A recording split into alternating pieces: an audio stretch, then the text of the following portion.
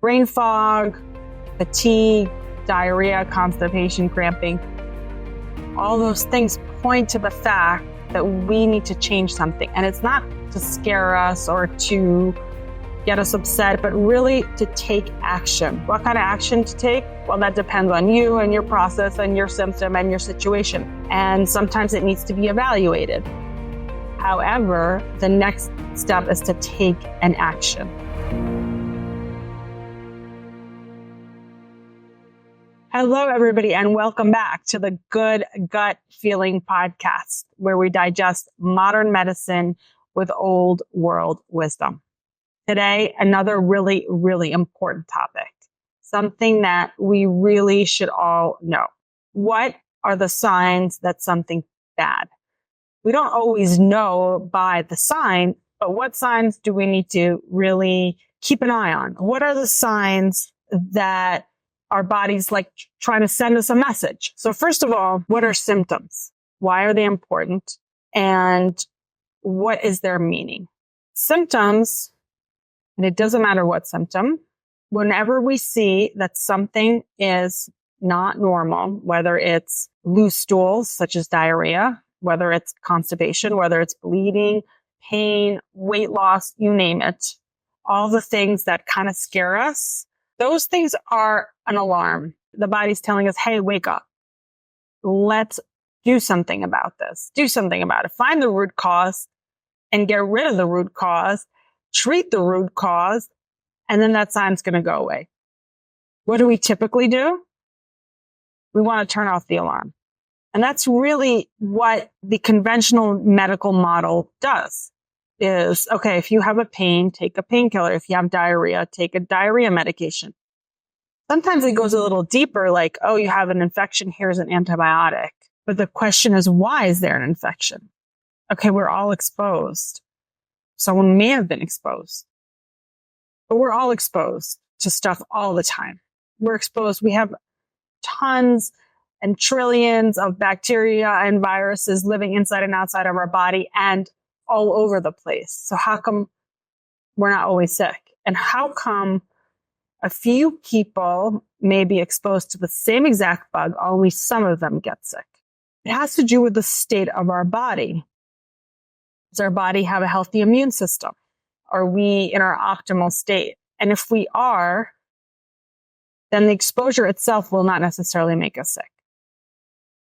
And that's a very important thing, that even an infection, which can be treated, ultimately the root cause is the immune system, is our state, our body state, our total state, our vibrational state. Because at our optimal state, we can be exposed without a problem. So the root cause is still not that. Still not that. So the signs are basically telling us the symptoms, the pain. It's telling us, wake up. There's something that needs to be changed. It's really a blessing. It's really a blessing. And sometimes people don't see, well, the pain can be terrible.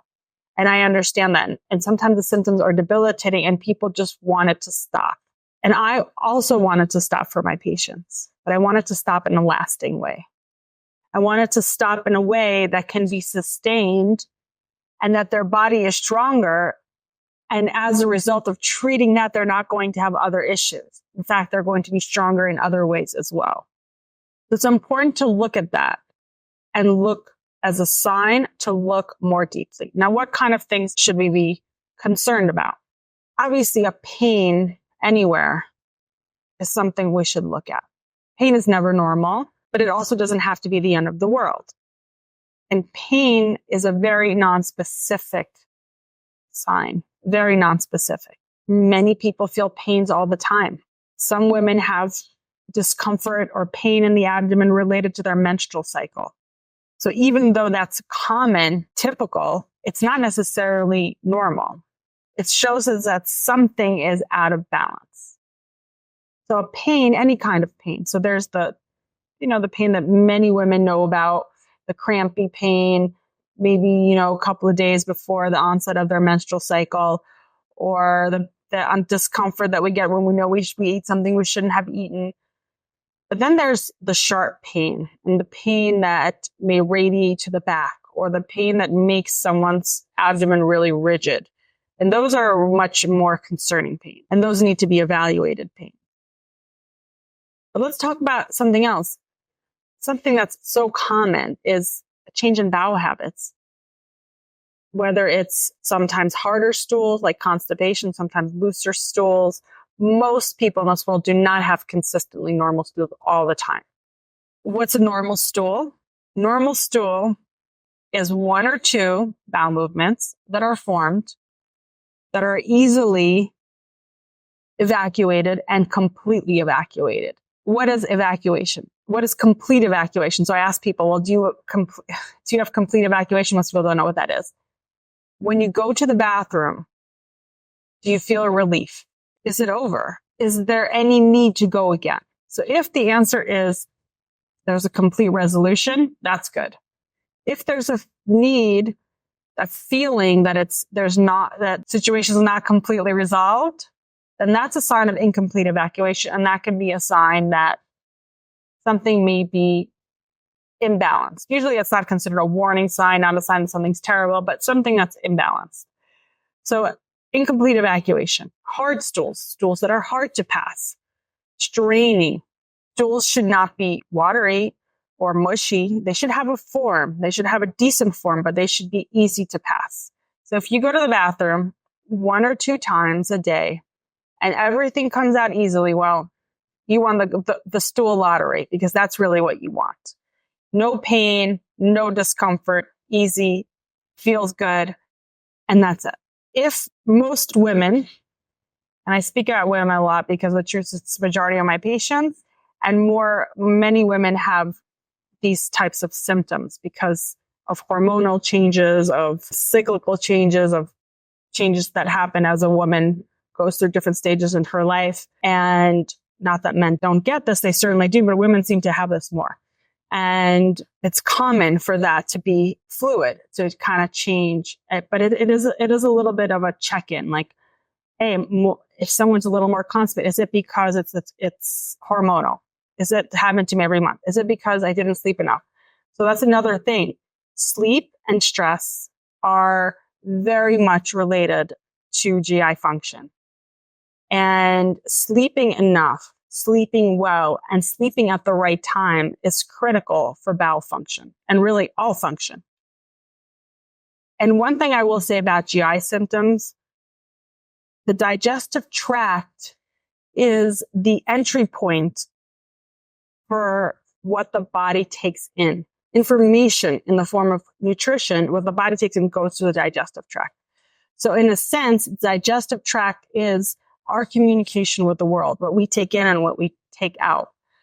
And with the vast system of microbes called the microbiome in our gut, it is central to every single body system that we have, whether it's immunity, whether it's heart function, metabolism, immune function, mental health function, really critical, the digestive tract. So digestive symptoms, don't forget about them. One thing I will say, there's a few symptoms that we call warning signs, things that us as gastroenterologists think about as potentially more than just discomfort, more than just a nuisance, things that can tell us that there's something bad.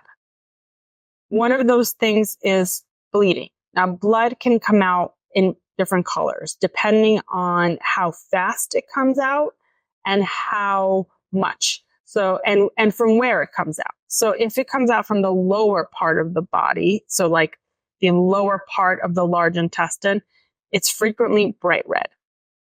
The more it goes up, the more the higher up that the blood comes out, the darker it is. So blood from the stomach can typically be black looking. But all that changes with how fast it's coming out. So if someone's pouring out blood, it can come out redder. If it's very slow, it can come out darker. So blood can be in the range of anywhere from bright red to black and everything in between, including maroon and darkish red and almost black. That can be a sign of different things that can be more dangerous. And that should never be ignored. That being said, most of the time, bleeding is from benign sources. But because of the times that it might not be, it should be evaluated. It shouldn't be stressed over, but it should be evaluated. Weight loss. We all want to lose weight. But some people are losing weight without trying. And that is considered another warning sign, because why is the body not able to utilize the nutrition that it gets? Now, if someone has a reason to lose weight, i.e. they're intentionally dieting, or if they have an issue which is causing them to vomit, whether it's some kind of reaction to a medication or pregnancy or an acute illness, that's a different story. But an unexplained weight loss, like I'm eating normal, I'm eating my normal amount of food, have a good appetite, and I'm losing weight, that's a question mark. And that should be evaluated as well. But then there's the kind of more vague signs that can tell us that there's something off with our gut and something off with the rest of our body. For example, fatigue. In a perfect state, we should be utilizing energy and wake up rested. When we eat the right foods, we should feel energized, not exhausted. If we are feeling inappropriately tired, meaning you go to sleep at a decent time, you sleep a decent amount, don't wake up in the middle of the night significantly, and if you still feel exhausted, that could be a sign that something's wrong, because the body is either not utilizing the nutrients properly, not metabolizing nutrients properly, or the body's utilizing energy in some other way for some other function that's taking away your energy. So fatigue, mental clarity. Brain fog is an extremely common complaint people have. What is brain fog? It's not able to think clearly, not able to focus clearly, not able to concentrate properly.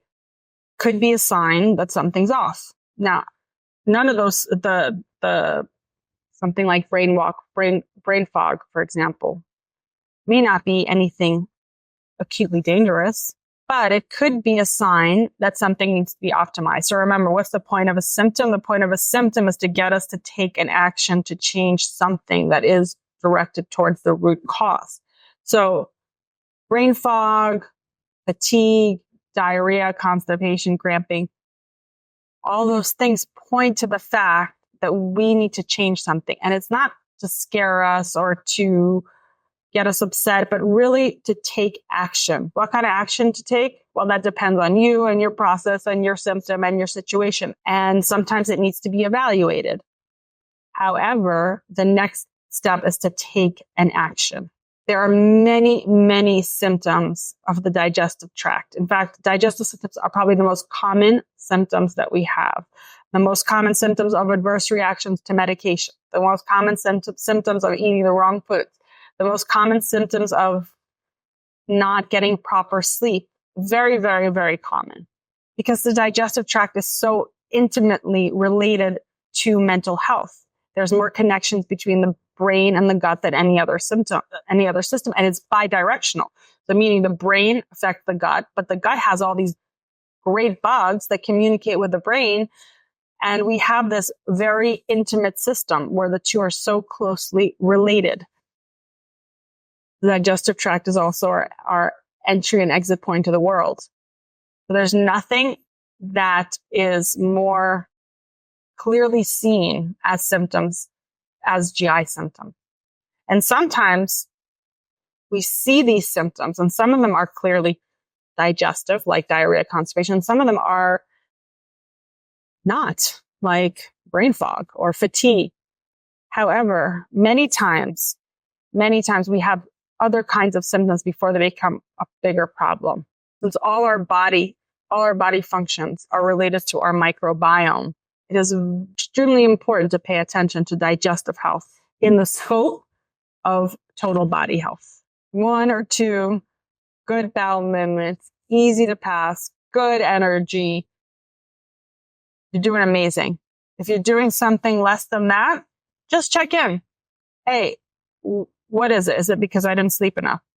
Still, that's not something you could check in about. Check with someone else. So if you like what you're hearing, please check out our website, www.wholegut.com. We have a ton of content, and stay healthy, stay gutsy, and we will see you next week.